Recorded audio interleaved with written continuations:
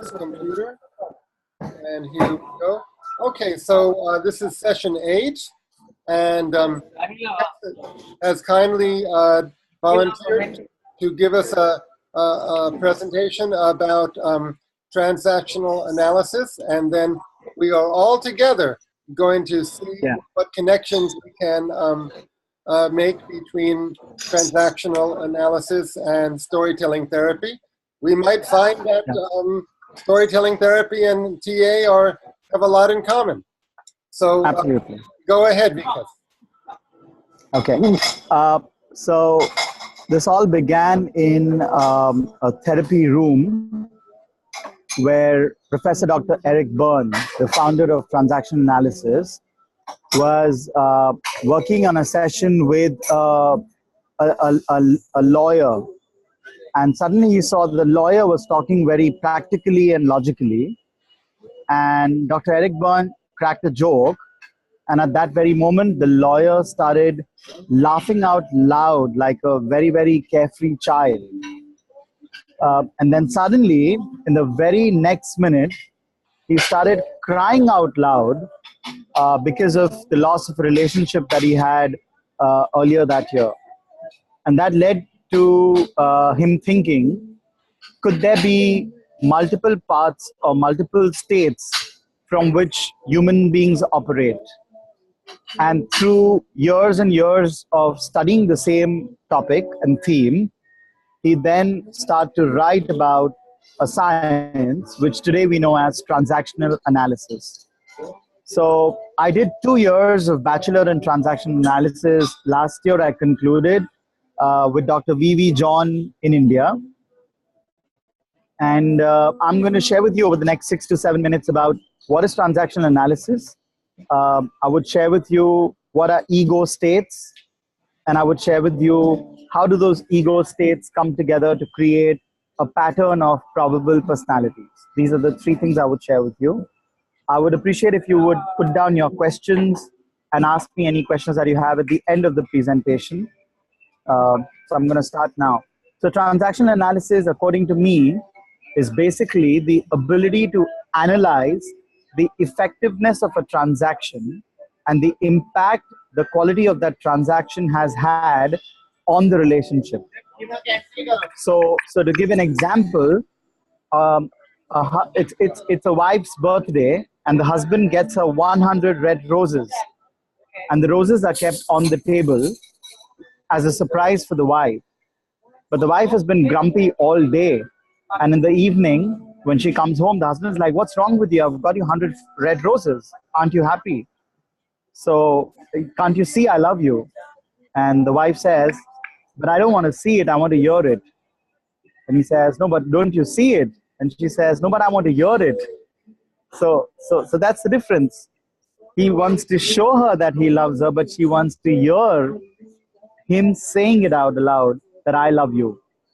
Now, if one were to analyze this transaction and one were to analyze the magnitude of impact this transaction can have on that relationship, that aspect of analysis would be called transaction analysis.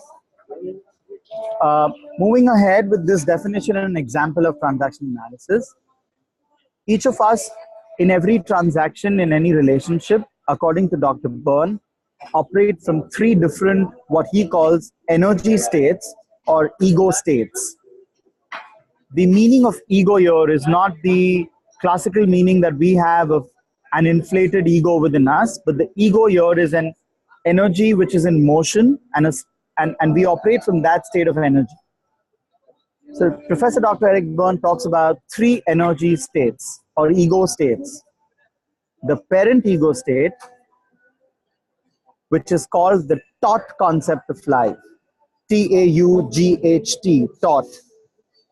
So these are states which we learn from our own parents or parent-like figures. For example, father-mother. For example, many a times we've had relationships where we don't have our immediate parents with us all the time, and therefore our grandparents become our role models or parent-like figures, older brother, older sister, etc., etc. So these are the parent ego states, the taught concept of life. The second ego state is the child ego state.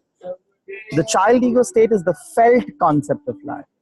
It's full of energies and full of emotions, and it's heisty, it's emotional, it's sensitive, it's empathetic. And this is how we develop feelings about people, about relationships, and about ourselves. Now, the idea of TA is to not let the central ego state get contaminated by the parent or the child. And the central ego state is called the adult ego state. And this is the thought concept of life, thinking. And this is the ego state which rationalizes the energies of the parent and child to make the transaction free of leaking emotions, pragmatic, sensitive yet logical, and allows the person to think rather than feel or criticize in a relationship. So quickly, we've seen 3 ego states: parent ego state, adult ego state, and the child ego state. I'm going to quickly get into some details of each of these 3. The first ego state, the parent ego state, is divided into 2 sub-states: the critical parent and the nurturing parent. So let's say a child is eating his food and he's making a lot of sounds while eating. So the critical parent state would be, shut up, eat properly. Don't do that, don't do this, cross the road holding hands. What will society think? So the critical parent, or sometimes also called the controlling parent, wants us to live by norms, rules, regulations, models, should be, should not be, have nots, must nots. So all our rules of living come from our critical or controlling parent. Now, why that distinction is because one is to criticize, but one is to need to control other person's behavior. So typically in corporates, there are managers who would come in the office in the morning and everyone say, everybody, meeting room right now. So that's a very, very controlling parent. A critical parent would be, why are you late for the meeting, Bronwyn? It's 15 minutes already. This is the 3rd time I'm telling you. Don't you understand? Etc., etc. Just an example. So that's a critical parent state. The second sub-state of the parent state is the nurturing parent, which is the loving parent, the caring parent, which is the sensitive parent, but which could also be the spoiled parent, the suffocating parent, which is too much of comfort, and that could be both the pros and the cons of the nurturing parent. Oh, my little boy, did you eat lunch? I hope you're okay. Let me get you a glass of water. So those are some examples of the nurturing parent state. Okay, I'm now moving to the substates of the child ego state. Are we okay so far? Could I get a quick nod from everybody that we are okay so far? Yes, everyone, we okay so far? Sumaya? Yeah, okay. Yes. The child ego state is divided into 2 substates, and each of those 2 substates have a 3rd level of states. So the primary substates are the adapted child and the natural child. The natural child is your ability to still treasure and virtue the childless, the childlike ego state, the childlike state of minds that we had as children. And that's the natural child. The 2 substates of the natural child are the free child and the little professor. The free child is carefree. It wants to dance, it wants to sing, it wants to laugh, it wants to crack jokes. But sometimes it may also want to overcross the boundary and laugh at other people's cost, or be so free that it could be intimidating to others, and so on and so forth. The little professor is full of curiosity and questions. Mama, what is that color? Mama, why this? Why that? Why not this? Why not that? Hey, what is storytelling all about? Hey, Eric, what are we going to do today? So all of that is the little professor, the urge to be curious. In Sanskrit, there's a word called jigyasa, which means someone who is ready to step into the unknown all the time, a person driven by jigyasa. That's the a little professor. So as I said, the natural child has the free child and the little professor. The second substate of the natural child, the child ego state is called the adapted child. It's called the adapted child because we've adapted a part of a natural child based on our parents and parent-like figures. The adapted child has two substates, which is called the obedient child or the compliant child, and the second one is the rebellious child. The obedient child or the compliant child is the yes, mummy, the good boy, the teddy bear, the sweet boy. I want to please people. I want to maintain good relationships. I don't want to ruffle feathers. I don't want people to feel bad. That's that state of ego state. The obedient child or the compliant child. It feels good about complying to power. The rebellious child, on the other hand, is go to hell, I'm not going to do it. Oh, you did this to me? Now wait and watch what I'm going to do to you. So it wants to rebel. It wants to give back. And positively used, the rebellious child wants to stand up for what it feels right. It wants to assert, and that's the rebellious child. Now, when one is able to disassociate from the parent and the child ego states, and put on their thinking caps and rationalize situations, look at the logical aspects of situations, look at pragmatically at situations, and look at the fact that everyone has a right to be they want to be. And that's when you're operating from the adult ego state. Yeah? The adult ego state has no substates. It's just logical, neutral, unbiased, calculated, and it's free from emotions. Now, it does not mean that it's emotionless, but it has the ability to make decisions detaching itself from emotions. And that is the adult ego state. Quickly, my guess is that when you're telling a story, there's a lot of use of the free child. The characters in the story which overburden the client are probably from one of the other states. And the solution orientation at the end of the story, for example, what Bronwyn is helping her friend or client do is probably helping her be more adult in processing the loss of the dear one and wanting to come out of that critical parent or the obedient child. It's a second guess that I'm taking right now.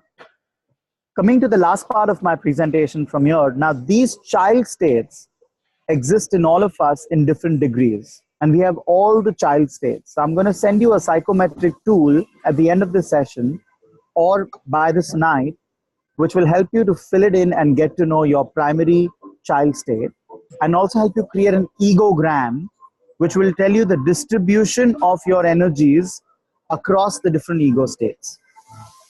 Anyone wants help in processing that, you could reach out to me and I can help you process that later. I would not be able to consult and counsel and coach you, but I will only be able to tell you what probably this would mean to me. That's the only thing I would do. And therefore, the last part of my session is that these ego states come together to create 4 life positions, or we call it personality positions. The first personality position is when in every transaction, you operate from an attitude or a state of mind saying, I'm also okay and you're also okay, which means I'm also going to win and you're also going to win. This is a very collaborating approach in relationships, where there's enough for both parties to take back from the relationship. The second life position, which could be a combination of these ego states, could be, I am okay, but you are not okay. Which means that in any relationship, one has to win and one has to lose. And guess what? I'm going to win and you're going to lose. And this could be a very aggressive personality pattern over a span of time. The third life position could be, you are okay, but I am not okay. The problem is not with you. The problem is with me. The world is good, but I'm the one who's helpless. And therefore, this could be a very passive or a submissive personality type. A lot of please, a lot of sorry, a lot of permission, but a lot of love and a lot of care and a lot of friendliness. And the last life position is that if I'm not okay, I'm going to ensure that even you're not okay. So if I lose, I'm also going to ensure that you lose. And this is sometimes called a destructive life position, or a very, very passive aggressive life position. Destructive because the intention could be just to take vengeance against someone, and passive aggressive because I can't directly confront someone, so I would indirectly confront someone through insults and sarcasm or jokes and so on and so forth. And this could become personality types over a span of time of different individuals.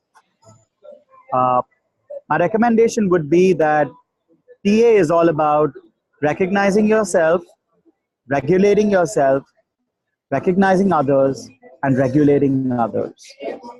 And thus, the idea of this session was to educate a little bit about TA and to probably help us reflect a little bit more on what could be a primary ego states which you're using effectively, what could be some of the ego states which you're not using effectively for us and for our relationships, and what could be a primary life position which you operate out of, and how does that help you, and how does that hamper the relationships that you have, whether it's a story, whether it's a client setting, or whether it's your personal life.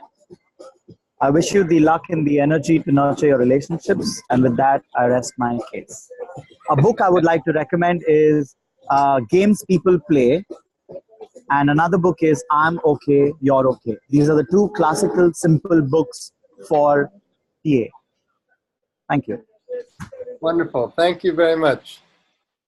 I think Eric Berne was based in California, and he was part of the whole kind of New Age movement in California in the 1960s.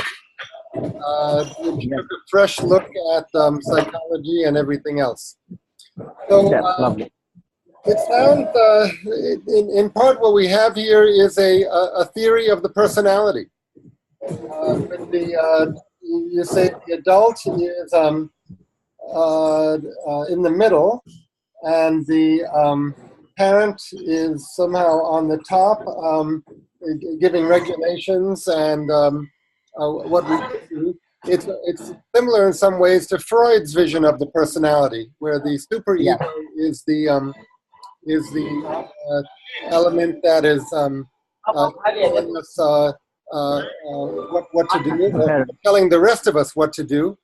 And Freud, the ego, is in the middle, the mediator between the id and the superego and the id. So Freud has an id down at the bottom, which is very, brutal, destructive, dangerous. Eric Berne's child doesn't sound that negative. Right. Some aspects of the child might be a little self-centered, but it's certainly not that fierce, dangerous aspect that Freud identifies. So it's very interesting to become aware of the many different theories of the personality. The folk theory of the personality I've mentioned is expressed by the different animals. That you have the lion who's king of the jungle, and then you have one animal who's very clever and sneaky, and you have one animal who's very gentle, and you have one animal who who wants to devour everything. That would be the wolf. And then you have your timid animals. So when you put them together, you have a sort of folk vision of the human personality. Jung would talk about the different archetypal figures that we carry within us. The wise old man and the wise old women, the child.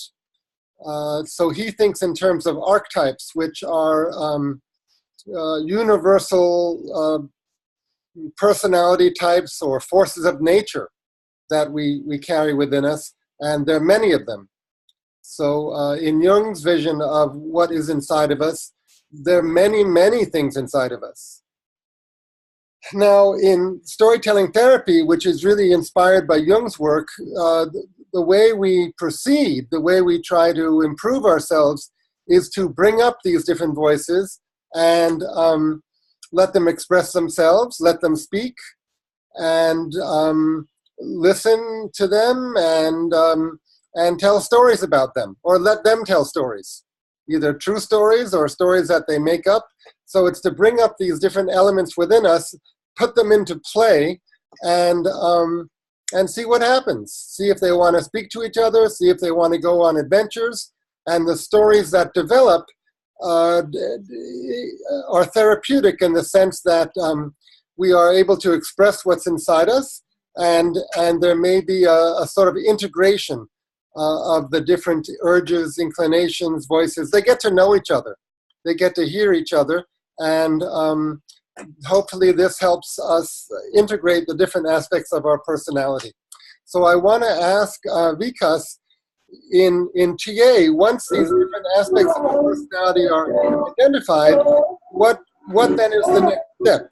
What's the practical step forward once you've identified these? Now everybody, maybe Sid, if you put yourself on mute. Okay, we're all on mute except Vikas. I think the music is coming from the airport in New Delhi. So yes. Okay, so Vikas, come off mute, and we'll hear you together with the music. So tell us a little bit about, in TA, what is the way forward once you've identified these different aspects in yourself? What do we do next? How do we process? How do we try to improve in TA? Yeah. So the three things that are recommended as a TA practitioner or somebody who's studying TA or using TA. One is, of course, recognizing yourself, being more aware of yourself, which is really a continuous process, and there's no starting and ending point to that. But what's very interesting is that I did a presentation on something called the 3 E's, exactly taking the same question. And I said the first E is when you evolve, when you grow as a person because of TA. And the second E is when you enable, where you help others grow and realize their potential and what they can do to better their relationships and themselves. And the third is empower, when you come to a position where you have a larger purpose of looking at change from a larger context. And that's really what I call empower. And somewhere TA talks about the same thing of Maslow's hierarchy of self-actualization. And it says all of this should ideally lead to self-actualization and contribution to change at a larger purpose, at a larger level. And I think that's exactly what was the driving force, as I understand, for Dr. Eric Berne. Maslow's theory of needs is, he identifies 4 needs, I believe, or 5? Five. The most basic one is physical safety. That we're not about to be eaten by a lion or tiger. The second is, I guess, long-term security. That we have an income, or we have a roof over our heads, and we believe we'll have the roof over our heads tomorrow also. So we have a sense of continuous security. Then what's the next one? Because the third one is the social needs, the recognition needs. That we feel respected by others, and we feel connected to and respected by others, other individuals. Yes. And then affiliation, is that the next one? Yes, the next is affiliation. So that's when we feel connected to and a part of important institution. Yes. And then finally, once you have all that, the feeling of respect from individuals, from organizations, a feeling of safety, a feeling of security, then you can really focus on developing and expressing your mind, your artistic self. That's when you can really read books and think and play and make art. But your mind is not clear according to this system. You're not relaxed until these 4 kind of lower needs are taken care of.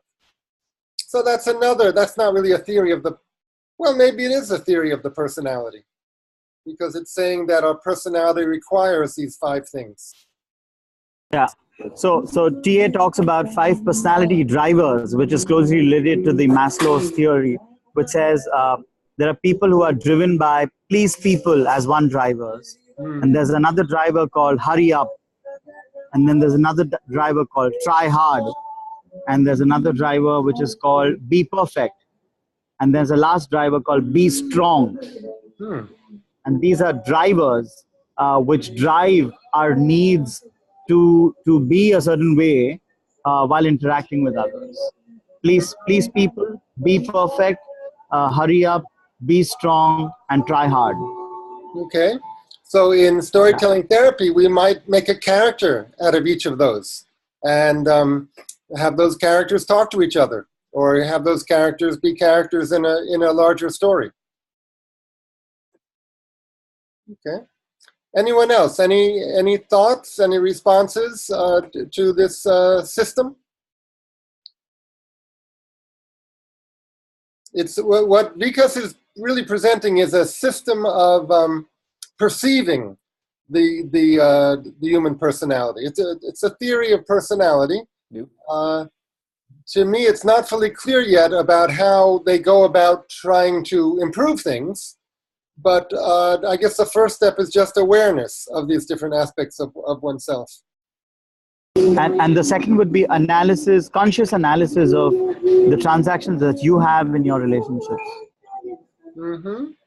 That word transaction comes from the world of finance, doesn't it? I mean, like a financial transaction, or trading one object for another. So it's a vision of human relationships of I'm giving you something, you're giving me something. We're trading things. Yes.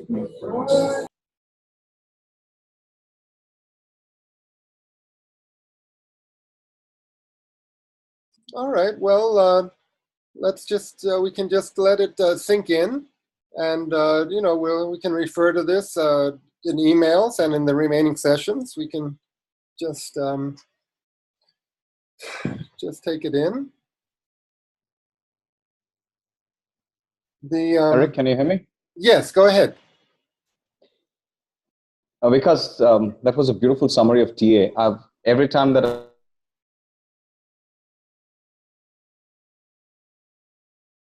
I hear about TA, TA in a way, beautiful. Sid, you're freezing up now and again. Hello, can you hear me? Yeah, you're sometimes freezing for a couple seconds, but go ahead, keep going. Hello. Yeah, funny for me, your picture is crystal clear, and your voice is clear, but your voice in picture freezes once in a while. Keep going, keep trying. Yeah, it's a pretty bad network. Yeah. So to me, TA is always about changing the way, and I like what Vikas said, is recognizing yourself and making that evolutionary change. So when I connect it back with storytelling, it's the script that I change. How do I understand myself as to what life position I'm in, and make that change, which will help me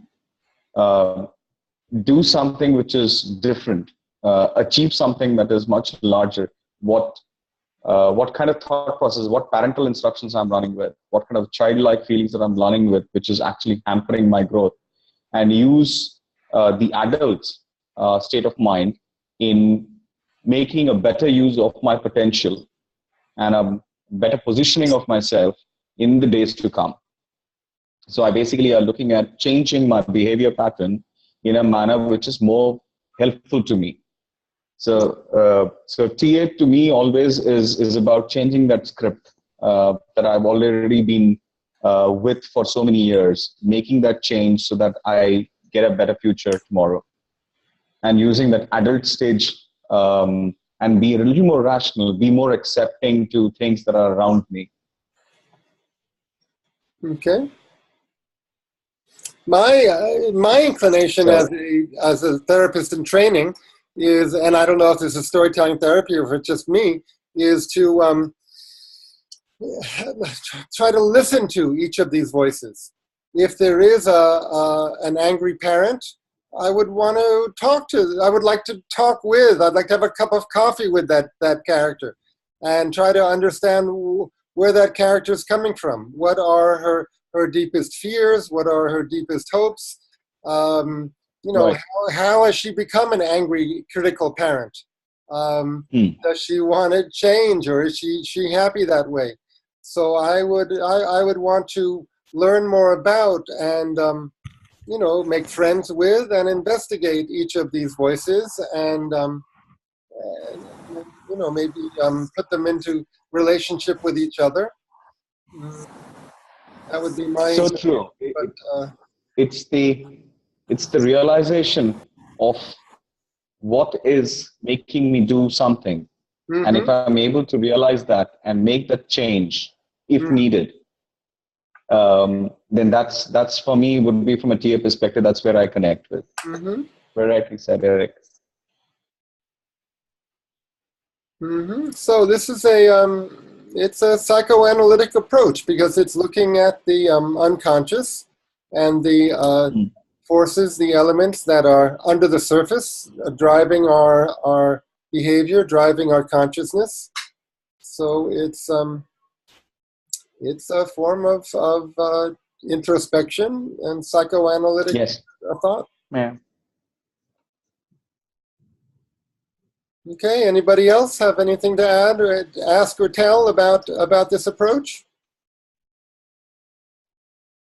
I think it definitely makes sense. First of all, because it was a great presentation. So it was wonderful and very, very with full clarity to what you'll have to say. I've read a little about transactional analysis, and whatever Sid said, I think even that makes sense because that's what it's all about. I mean, we reflect upon what experiences we have had in our life and see how we can improvise or understand and accept ourselves in a very nice manner. So I think transactional analysis is definitely going to help us.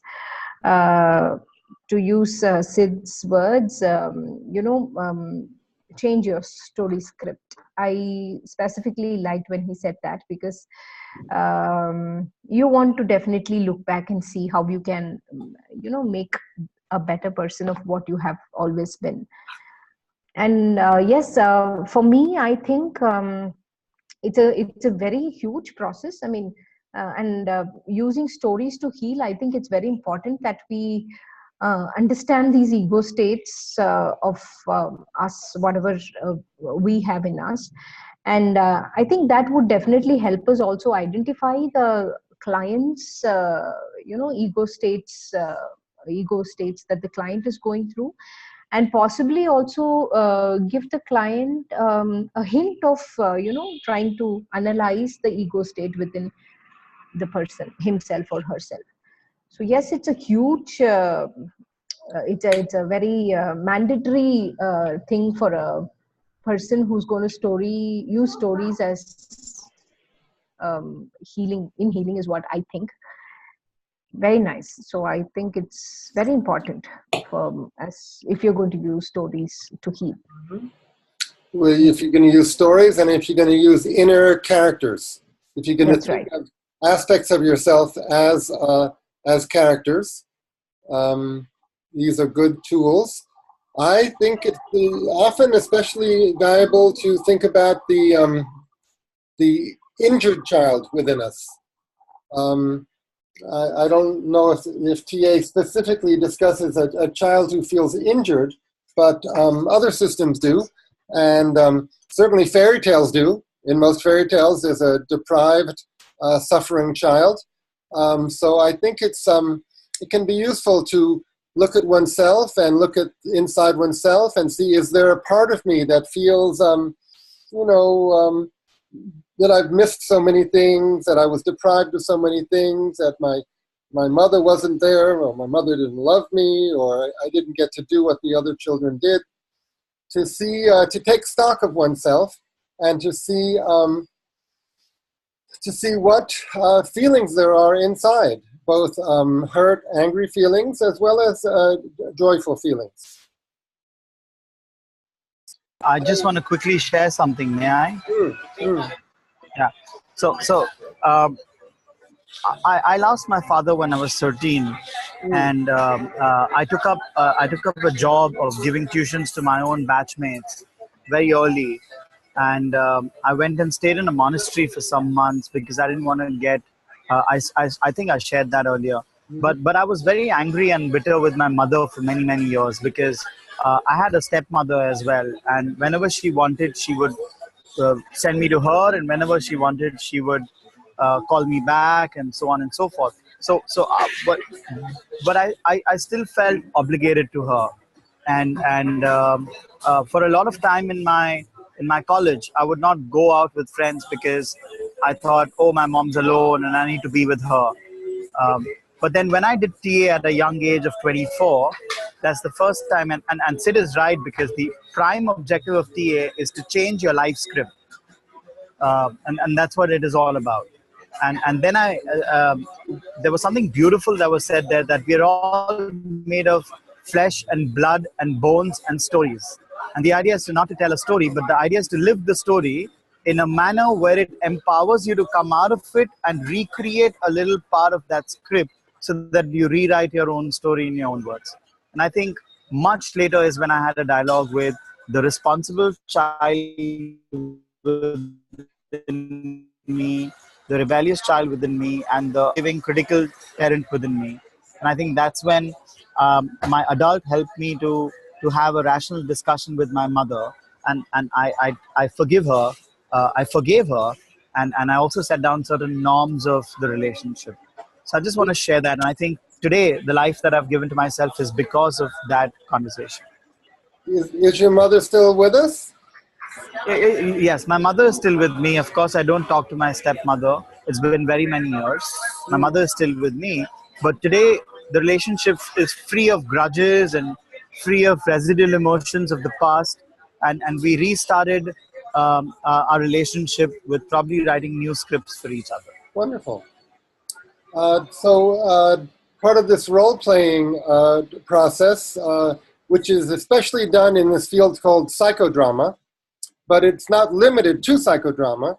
But what it is you might want to imagine or act out a conversation between yourself and your mother, yourself and your stepmother, yourself as a 10-year-old child, and your stepmother as she was then, as she is now, yourself as a 10-year-old child with your birth mother, when you're a certain age, when she's a certain age. So some of these conversations might facilitate things coming up from inside you that you might not even be aware of, both happy things and unhappy things. And when one does a conversation like that, one can play both sides.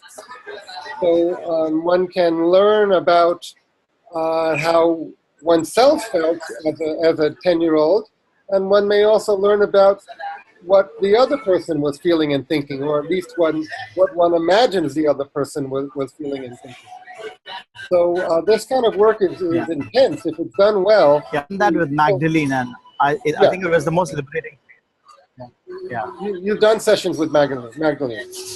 Yes, she's very good at it. Yeah. It's very tense and not tense. It's very intense. And if it's done well, somehow you smoothly go into it, and next thing you know, people are screaming, people are crying. It's a very powerful way to get in touch with feelings. And we're not really a group therapy group here, and we're operating in this kind of public space on the internet, plus the airport in New Delhi. So, so I don't know how much it's really conducive for us to get into deep emotions, but try to do it with yourself sometime, or try to help your client do it. The two of you can act out situations in your client's life. I was in a seminar the other day, and somebody really shocked me. the person said, Vikas, why don't you put yourself on mute for a minute? Yeah, good. Yeah, the person said, Eric, are you happy? I had to think about it. So the person said, are you happy with your life? Are you enjoying yourself? I had to think about it. I wasn't really sure. But I think it's a good question. And it's a good question to ask oneself. It's good to ask one client. Are you happy? Are you having fun? Are you having fun? And if you realize, just 1 second, if you realize not having a lot of fun, or I'm trying to have fun, but something's dragging me down. I'm having a lot of anxiety about something. So then you figure out why you're not having the fun you should be having. And then you can hopefully address that issue and do something about it and have more fun. Or at least if something's really bothering you, there's some things that we cannot change, right? Some painful negative things we cannot change. So then in those cases, what we have to do is come to accept it and have fun and live happily ever after, even with those negative circumstances. So, there's a saying, I should have the ability to change that which I can change. I should have the ability to accept that which I have to accept, and I should have the wisdom to know the difference. So I just put that out there as a question. One way to start a therapeutic session is to say to your client, okay, please tell me the story of your life. Another way is, how do you feel? Are you having fun in your life? Are you enjoying your life? What's going on? Those are two good conversation starters. Maybe even good at a party. Okay, who else wanted to say something? So I was reminded of. Okay. Go ahead, Lavanya. Then Sid. Lavanya, go ahead. Yeah. So I was reminded of a TED talk that I had seen. I think most of you would have heard that. It's called The Danger of a Single Story by Chimamanda. So that's something which is very, I just thought of that when we were Sid and Vikas were talking about, you'll have, it's how essential it is to change your story script. Reflect back and see what you can do about your life, or how you can change the story that you want to tell yourself. So, and what is the danger of having a single story? I just wanted to share that. So if you have not heard that, I think you should possibly go and check that out. It's wonderful. Mm-hmm. I was in a session today where a woman was telling, actually they were acting at a skit where this woman was saying that so many men have betrayed me. So many men have gotten into relationships with me and then they cheated on me. And I'm really sick of it. So that was her script. So I was wondering a lot of things which I didn't have a chance to ask, or wouldn't have been polite or correct to ask. I wanted to ask, have you ever cheated on somebody else?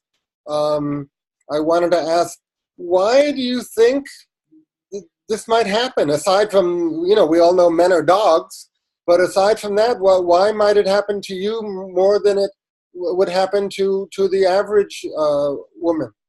But we never got into any of that. All we got into was that she was very much in the angry feeling and seeing herself as a victim of a series of dreadful men.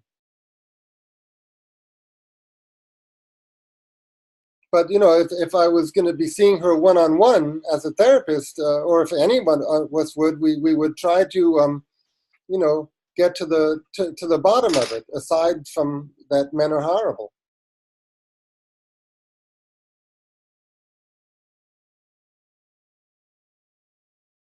Okay, I think Vikas is getting on his airplane. And Christelle was with us for a few minutes there. does anyone else?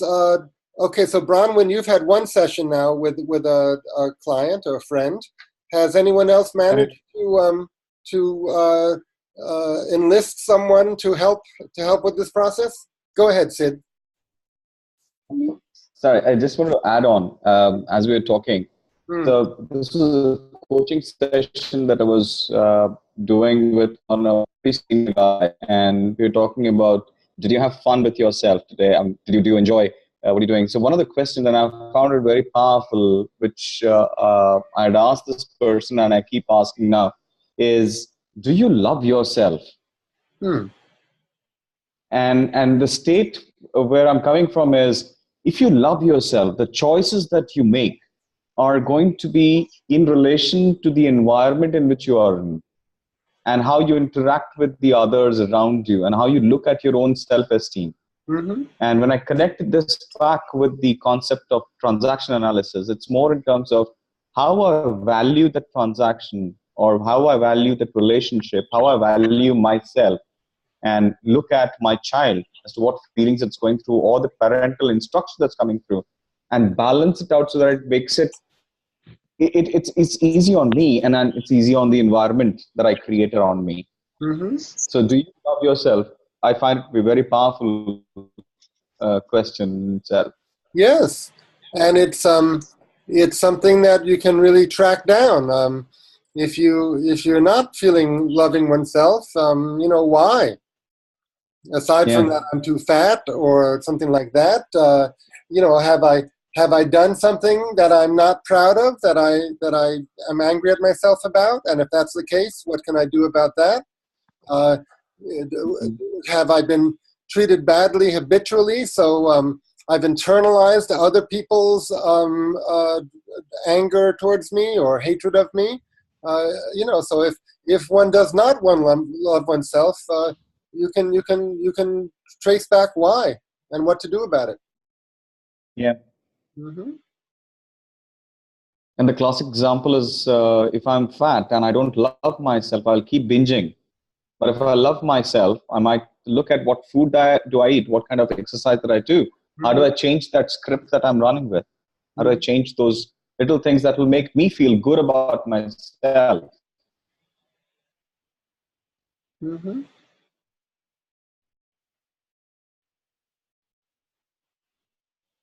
Okay, so now really, has anyone else found Biliana?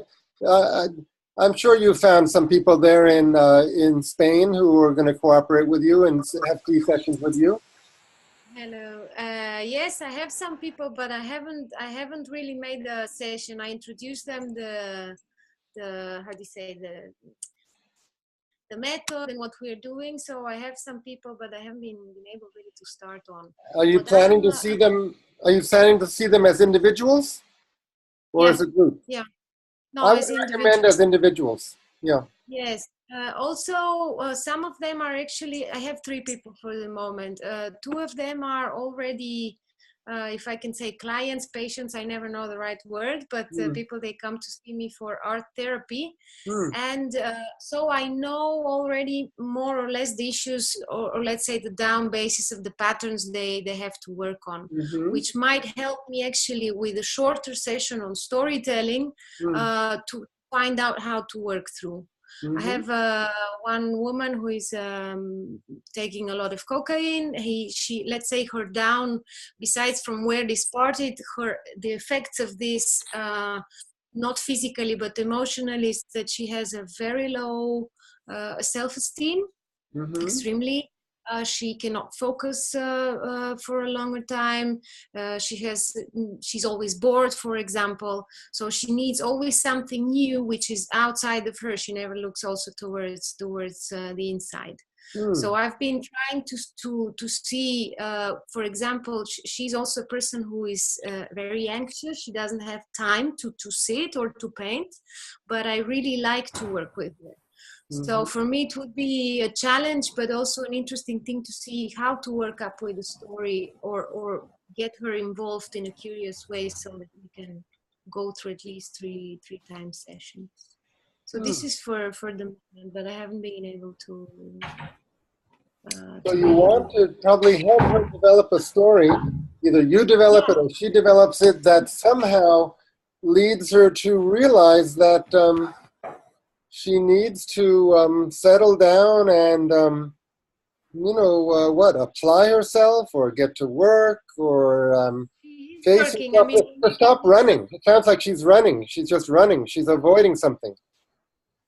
I think she's a lawyer, so I think she's avoiding a lot of cases that she has had, judgmental system, things that she has problems in. I mean, personal problems at home with her husband. So it's various things that have brought her to kind of avoid, but she's already on a hurry up, like the transactional analysis that Vikas was saying. I think that's a bit her drive.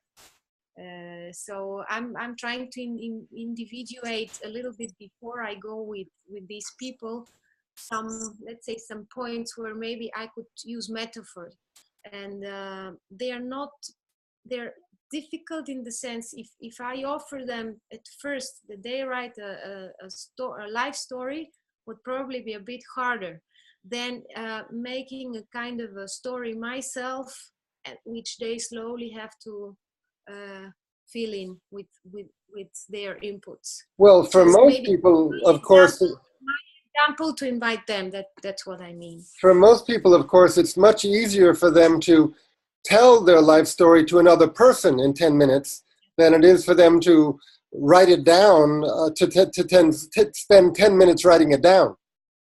Somehow the relationship of having a person in front of you stimulates one to want to do it and to edit it properly, whereas to just write it down on paper, for most people, that would feel like an insurmountable task.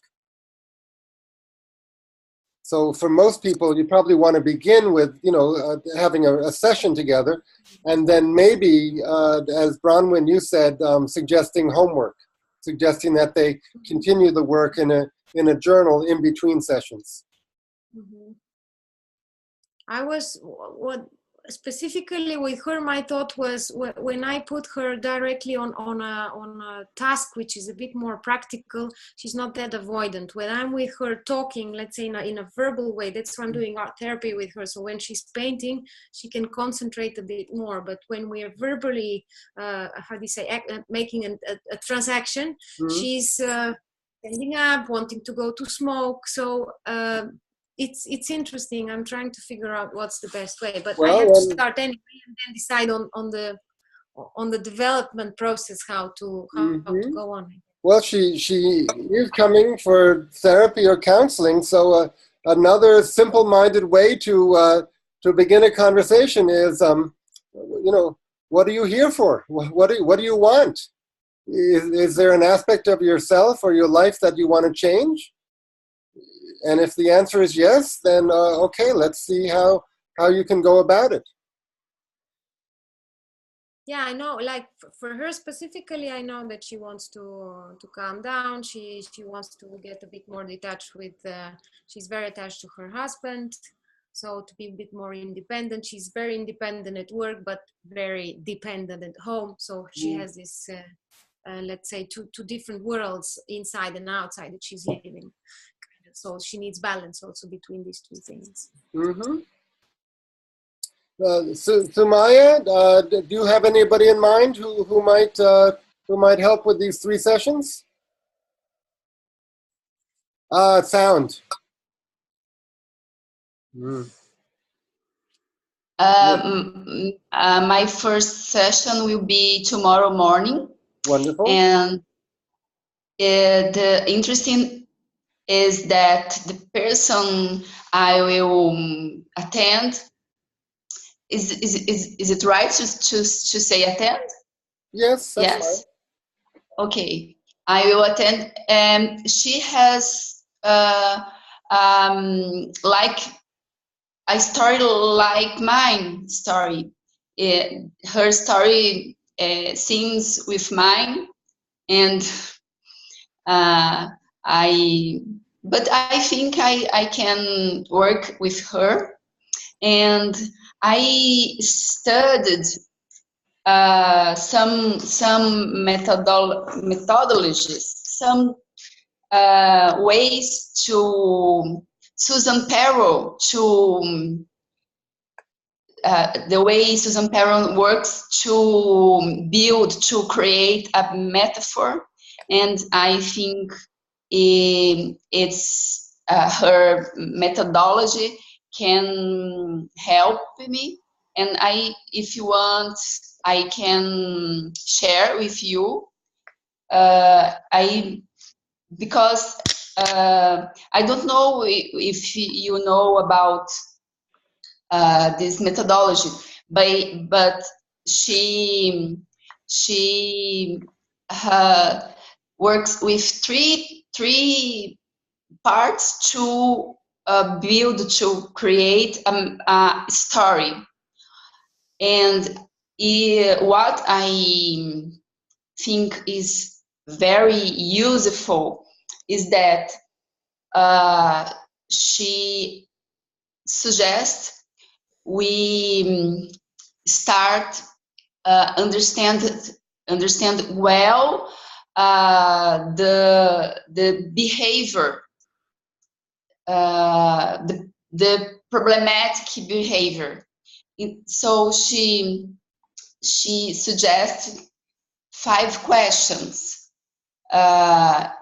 These 5 questions we know in the planning process, that is who, what, when, where, and how. With these 5 questions, we can understand the situation, the problem, the question, and then she suggests we answer the same questions with the desired behavior. So first we understand the problematic behavior, the problem with these 5 questions, and then after we can understand, for example, if the client, so you can see this situation, and what is your desire, what you want to change, how to want to what new situation you want, and we can the same way response answer. Mm-hmm. What and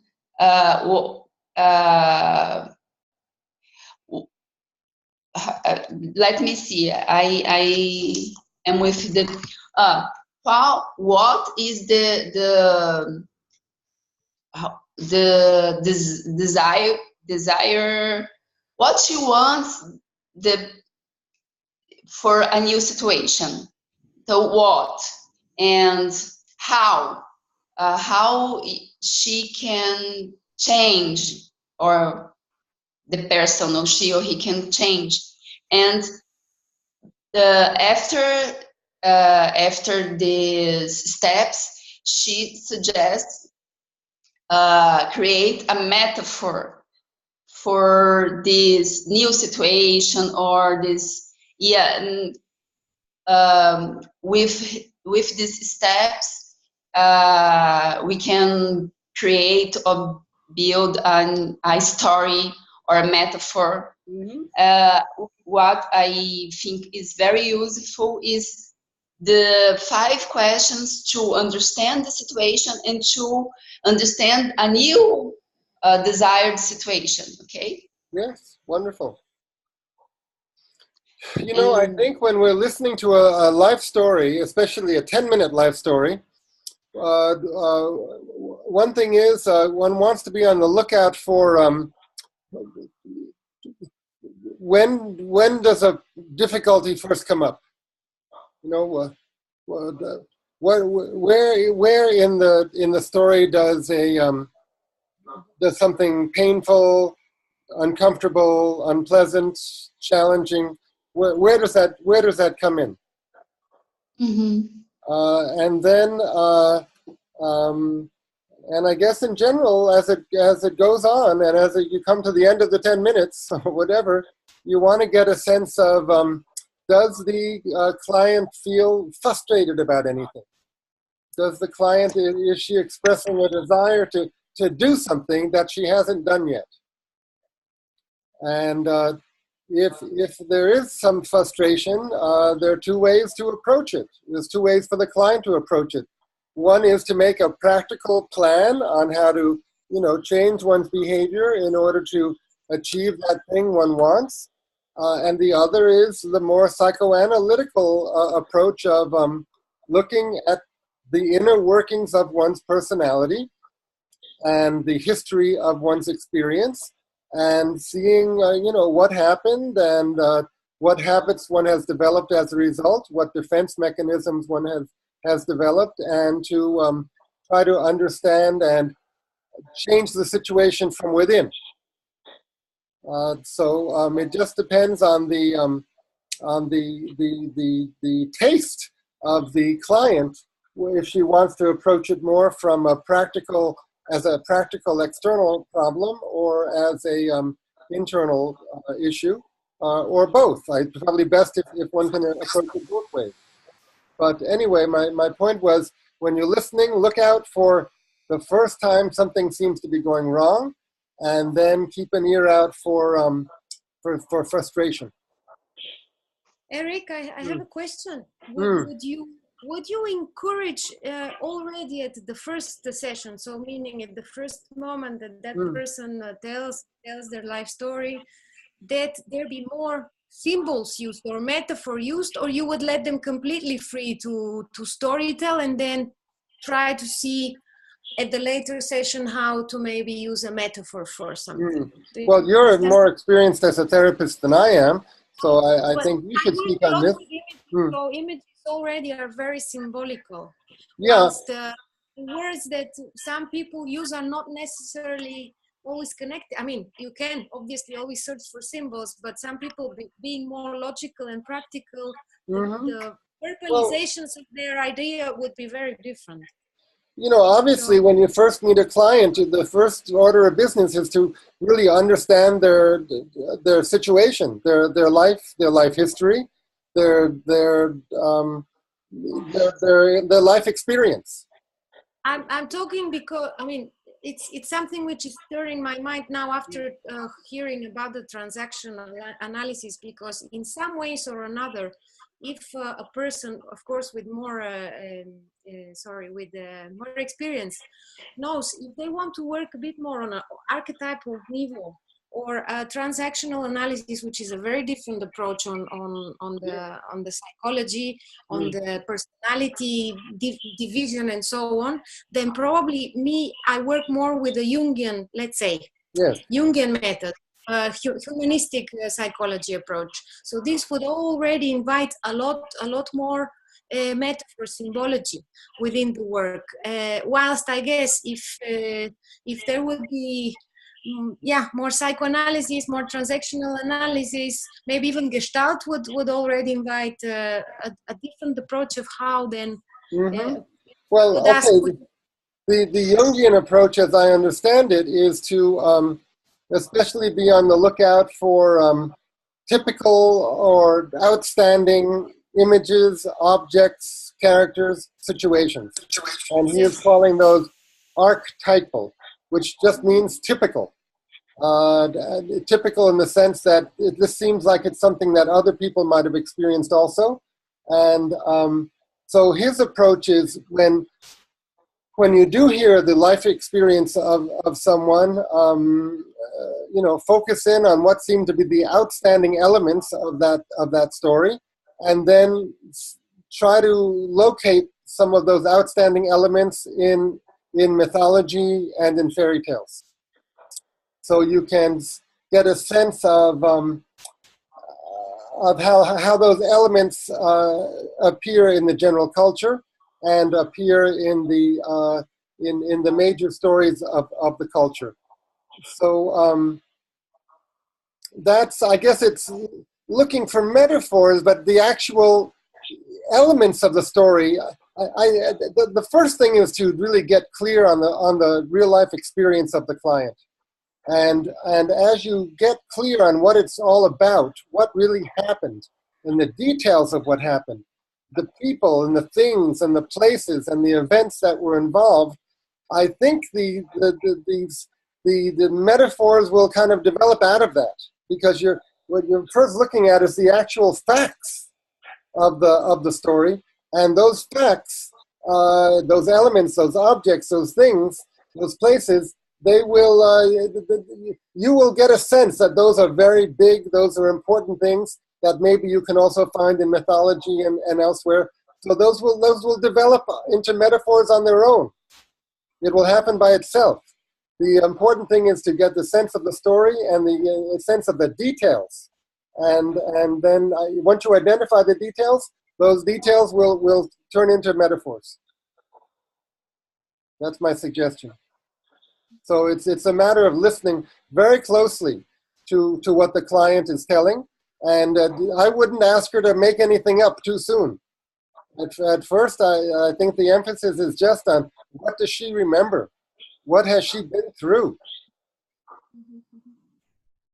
And then let the nature take its course after that. Okay.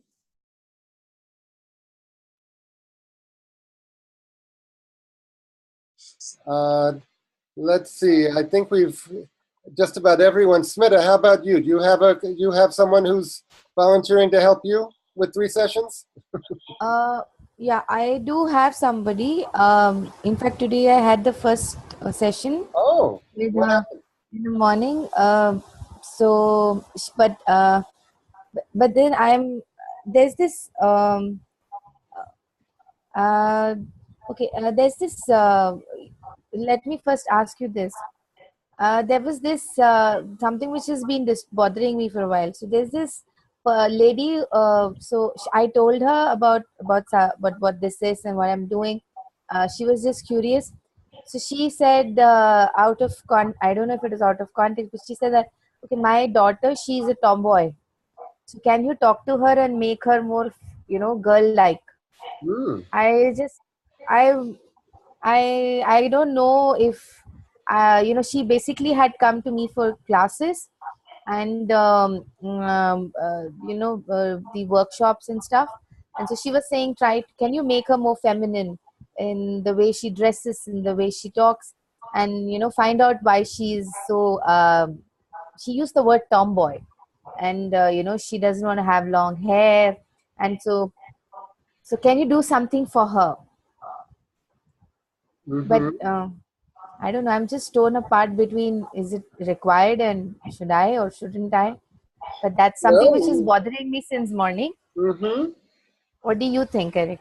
Or anybody? I would have a session with the daughter if the daughter is interested. I don't know on what. How old is the daughter? She's 10. Yeah, so I don't know how this could be presented to the daughter. Yeah, so this was something which came from the mom, and I don't know, I'm just thinking, I'm sure all of us have been through these scenarios when you feel to do or not to do kind of a situation, especially with kids, because they are not in control. Okay, but the first step is to think about how this could be presented to the daughter, that the daughter might accept a session. Could you call yourself a life coach?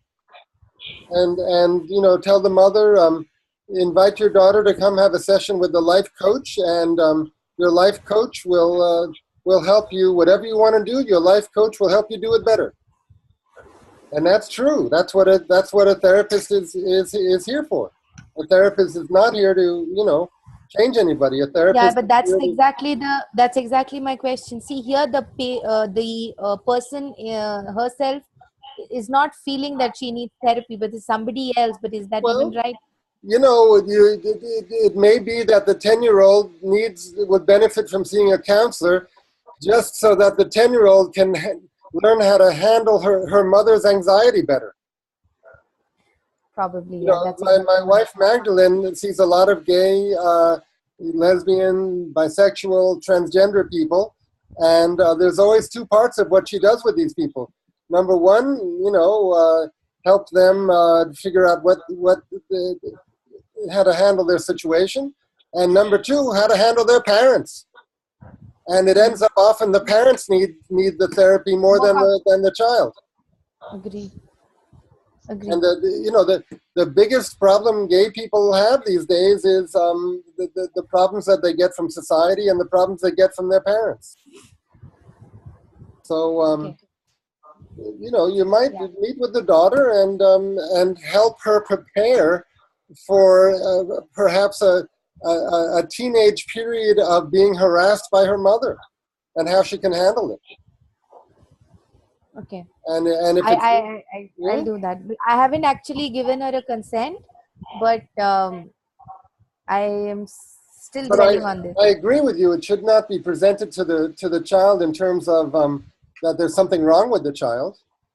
Exactly. But you have to give the child some kind of explanation of why she's being taken to a life coach or invited to see a life coach. Okay. I'll see what we can do about that. I really don't know. Yeah, but I agree. You should not take it for granted that there's any problem in the child. I mean, and it depends on your philosophy of life. There's no problem with me I don't think there's a problem if someone is homosexual. I don't think there's a problem if somebody is transgender. But that person is going to have a lot of problems with their parents, and they have to start figuring out how to handle it. She's 10. Yeah, well, some people come out as gay or transgender at 10 even. Or maybe she'll come out, if she's going to come out as gay, maybe she'll come out when she's 16. But she may have to start preparing for it, unconsciously or consciously. At least in the sense of how to tell her mother to leave her alone. Okay. In a way that does not irritate or cause even increased anxiety in the mother. Gay children have to learn how to handle their parents without the parents will be so anxious and so compulsive and obsessive that they'll go crazy and they'll drive the kid crazy. So people have to learn how to handle the parent. Okay.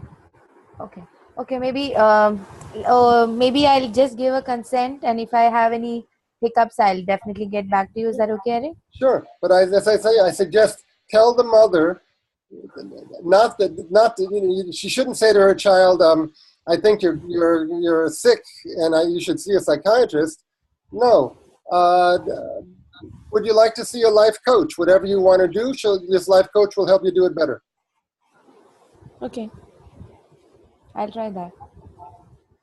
Yeah, about the session this morning, it was nice. It was definitely not a 10-minute conversation. It extended to about a half hour because she kind of went, she was just speaking about her life story as such, and we have not discussed anything other than what she wanted to say. So she just opened up today. That's what happened this morning. Did she express any problem in her life story aside from her daughter likes to climb trees? No, this is a different person. Oh, I'm talking about. Okay, so the one who was telling the life story, did any problem come up? Can you tell us? Of course, we don't know her name. We don't know anything about her. Yeah. So basically, there was no problem, but she definitely has gone through certain conflicts, and a kind of a rebel, and again coming to terms with societal pressures and stuff like that. So I could relate with her story because it's almost, I wouldn't say it's similar to mine, so I could relate. And I made a few turning points. What was that we said, motives in the story. I made a note of that. That's how I did the process. Mm-hmm. And the places where there was a change in her, the proceedings of her life. So just made a note of that, and then that's what we did today.